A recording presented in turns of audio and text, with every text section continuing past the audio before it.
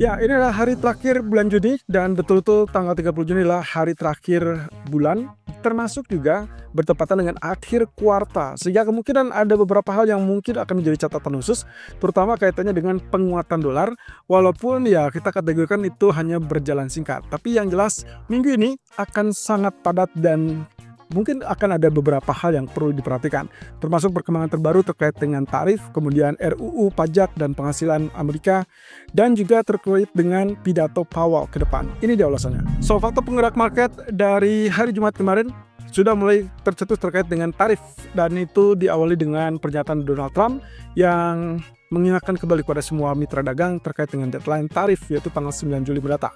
Kemudian yang kedua adalah masalah inflasi PCE yang ternyata dirilis sedikit di atas ekspektasi, yang hasilnya memang kecenderungannya bisa dibilang mengurangi ekspektasi penurunan suku bunga bulan Juli. Jadi case untuk apa yang disampaikan oleh Waller ataupun bahkan Bowman 2 minggu yang lalu berarti batal. Ya, artinya kita tidak akan mendapatkan kesempatan untuk penurunan suku bunga tersebut di bulan Juli, melainkan mungkin apa yang disampaikan oleh Powell itu benar, bahwa mereka harus mencantumkan atau menunggu lebih lama lagi, dan mau tidak mau itu adalah berarti harus mencerminkan atau mengamati beberapa data ekonomi yang akan muncul di bulan Juni, Juli, dan Agustus. Artinya berarti kesempatan yang paling memungkinkan atau yang paling terbuka lebar adalah untuk penurunan suku bunga atau pengangkasan suku bunga di bulan September. Kira-kira apakah ini akan sepadan atau tidak? Ya, sebetulnya dengan data inflasi PCE yang melonjak ke 2,7%, meskipun ada kenaikan itu bukan berarti kekhawatiran yang terlalu berbahaya.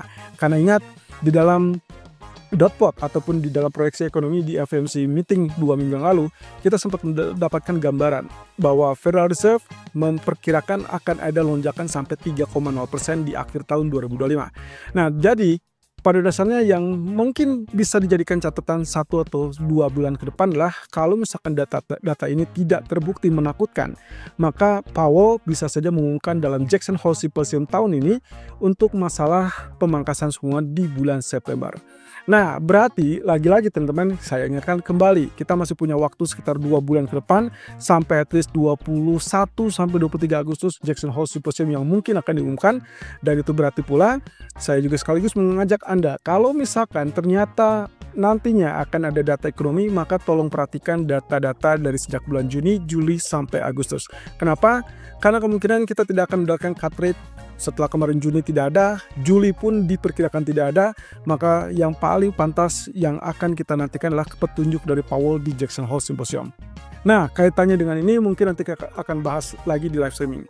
Oke, kemudian terkait dengan deadline tarif, seperti yang disampaikan bahwa berkali-kali Trump dan juga pihak Amerika mengingatkan kepada mitra dagang bahwa deadline-nya adalah 90 hari atau deadlock yang kita kenal dengan jeda ya. Kemarin itu adalah dari 9 April sampai ke 9 Juli. Ini pengecualian ya. Pengecualiannya adalah untuk China yang sudah diperpanjang sampai ke 30 Agustus. Jadi kalau misalkan lihat dari apa yang sudah terjadi, trade deal progress untuk sampai saat ini, sayangnya kami sendiri tidak melihat ada perkembangan terbaru terkait dengan kesepakatan dagang, baik itu dengan Kanada, Meksiko, ataupun bahkan termasuk Jepang, yang berarti catatannya hanya tercapai kesepakatan itu satu-satunya adalah Inggris. Ya, lalu kemudian dilanjutkan dengan China terkait dengan mineral, juga termasuk tentang pelonggaran kebijakan tarif chip ataupun ekspor chip. Jadi kalau kita lihat dari ke depan, mungkin kita asumsikan bahwa kekhawatiran atau ketegangan dari tarif ini belum selesai.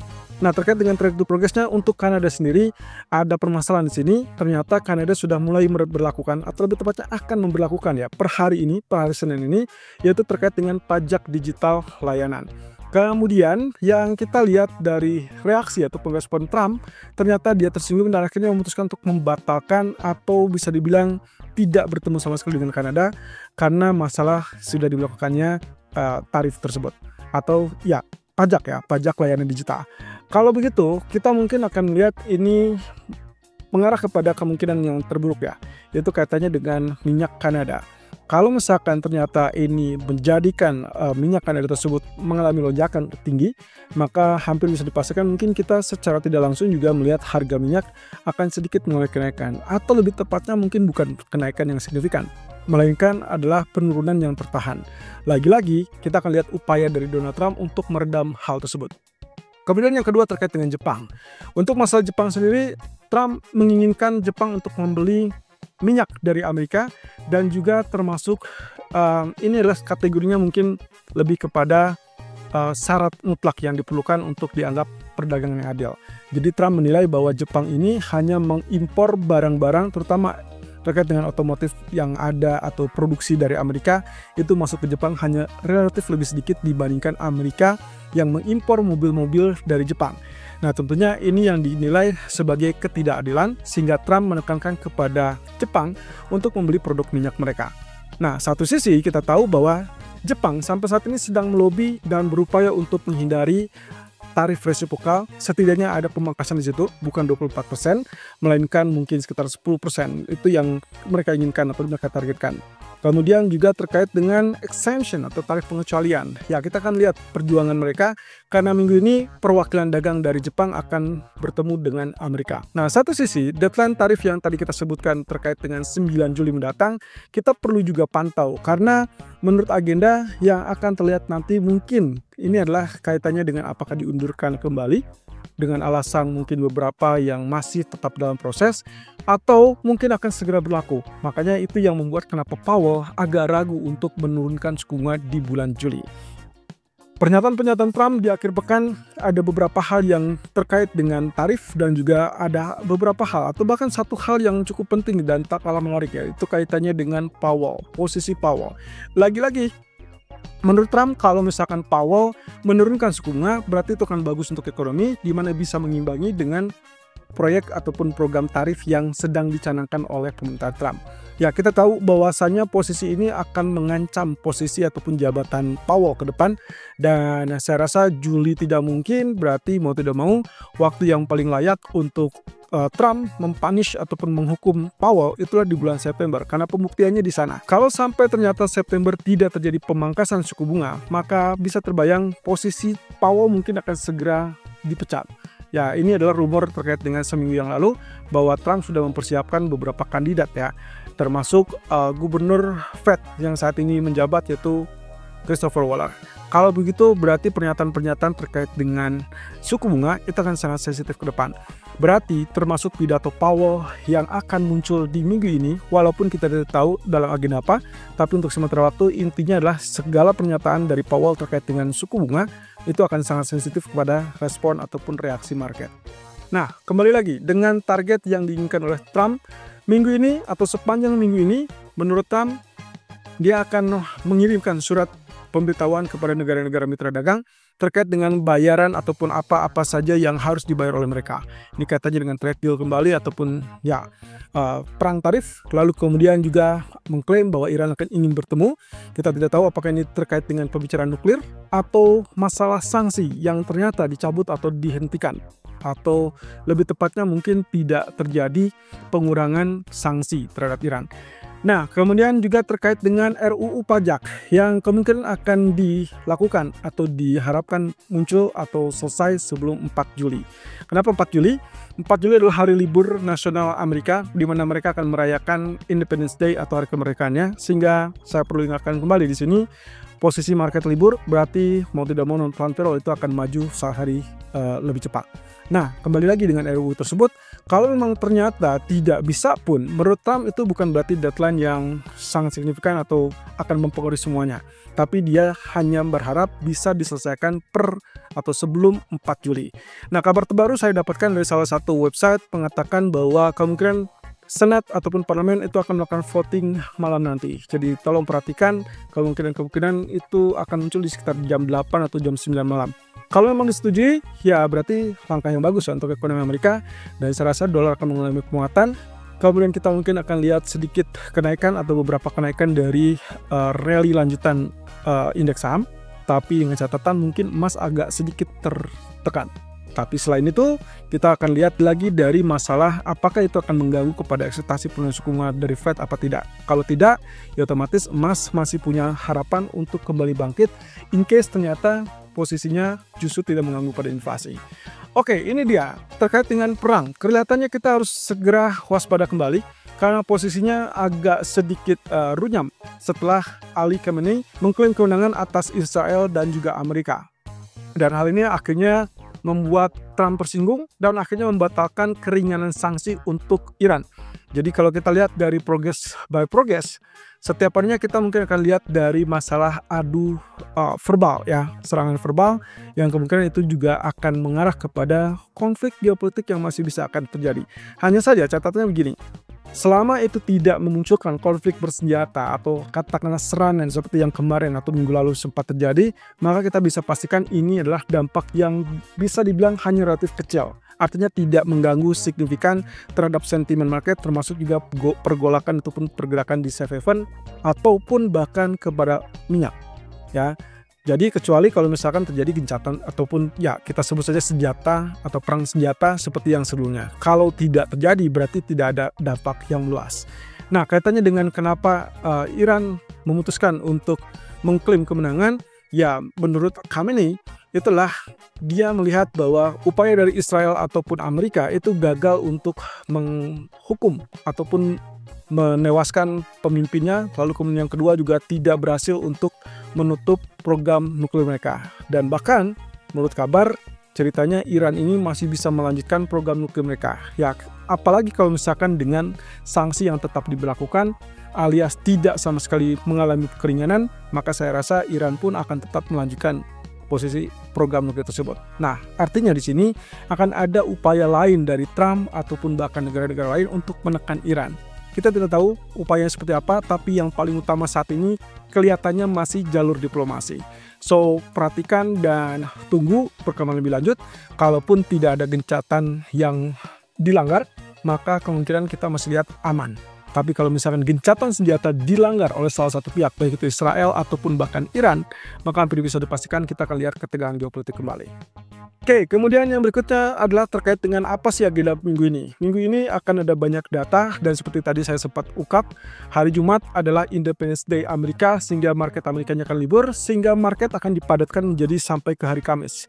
Ini hanya berlaku untuk market Amerika, di market lainnya relatif normal, tapi berhubung dengan agenda bulanan yang biasanya kita akan tunggu non-farm payroll yang biasanya muncul adalah di Jumat pertama, kali ini atau khusus untuk minggu ini dia akan rilis di tanggal 3 Juli dan itu berarti di hari Kamis yang kebetulan secara agenda ataupun economic calendar akan ada padat dengan initial jobless claim, kemudian ISM service PMI.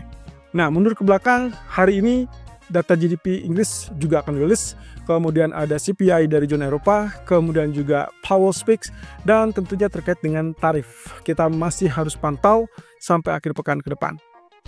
Bahkan kalau misalkan kita lihat dari apa yang disampaikan oleh Trump, kelihatannya sepanjang minggu ini akan sangat sensitif dengan berita tarif. Dan kenapa kita kaitkan non-farm payroll dengan pidato Powell? Karena agenda minggu ini kita belum ketahui apa yang terjadi ataupun di lokasi mana atau dalam event apa Powell berpidato.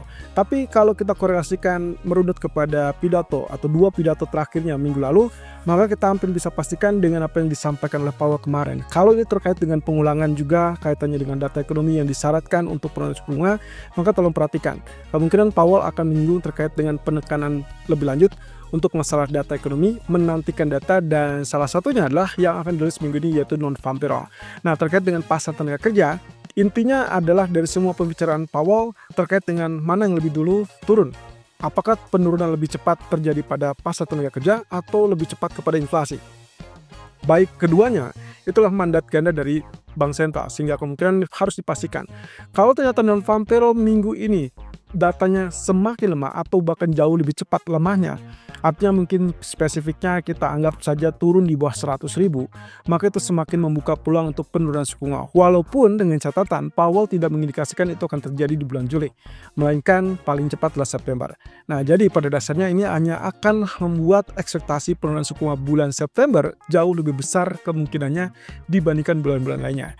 Nah, terbaliknya atau sebaliknya, kalau misalkan ternyata kita lihat non-farm payroll secara mengejutkan tetap bertahan di atas 150.000 atau katakanlah secara mengejutkan spesifiknya naik di atas 200.000 kembali, maka itu hampir dipastikan membuyarkan atau meredam kemungkinan penurunan suku bunga di bulan September, sehingga kemungkinan hanya ada sisa 2 kali pertemuan di akhir tahun yang sangat memungkinkan untuk pemangkasan semua.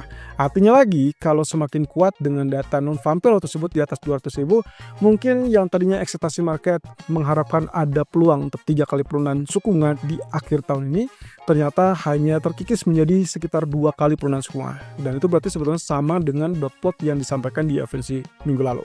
Tapi juga sekali lagi mengingatkan bahwa Powell dan kawan-kawan itu tidak terikat dengan satu titik data saja, melainkan dia akan coba lihat secara akumulatif dan secara, ya mungkin bisa dibilang secara total atau keseluruhan.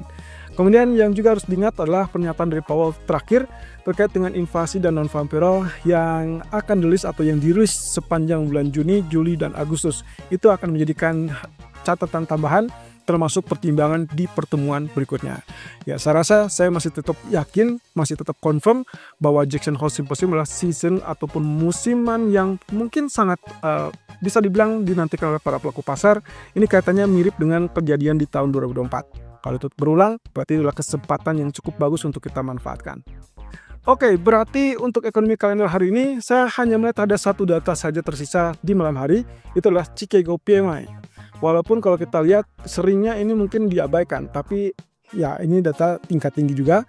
Kalau misalkan datanya relatif lebih tinggi, otomatis kita akan lihat dolar akan menguat. Tapi sebaliknya, kalau misalkan ternyata data lebih rendah, dolar akan melemah dan kemungkinan emas bisa saja punya peluang untuk rebound di malam hari. Nah, sebelum itu teman-teman, saya perlu ingatkan kembali karena berhubung inilah tanggal 30 Juni dan itulah akhir bulan termasuk juga akhir kuartal, kelihatannya di jam 10 sampai 11 malam atau mungkin setelah itu ya, mungkin kita akan melihat penguatan dolar kembali berlanjut. Dan ini sebagai dampak akhir bulan atau aliran uang di akhir bulan. Karena biasanya di 2 hari terakhir itu akan terjadi penguatan dolar. Penguatnya permintaan dolar. Sehingga itu yang membuat kenapa emas hari ini kelihatannya agak sulit untuk mulai kenaikan. Tapi mungkin akan beda cerita kalau itu sudah selesai, mungkin efek awal bulan dan juga efek kekhawatiran untuk ketakutan terkait dengan tarif, ketidakpastian juga masih bisa membayangi ke depan. So, nanti sore kita akan lihat outlook ke depannya, kira-kira apakah emas punya kesempatan untuk rebound atau justru akan turun di bawah level 3.200.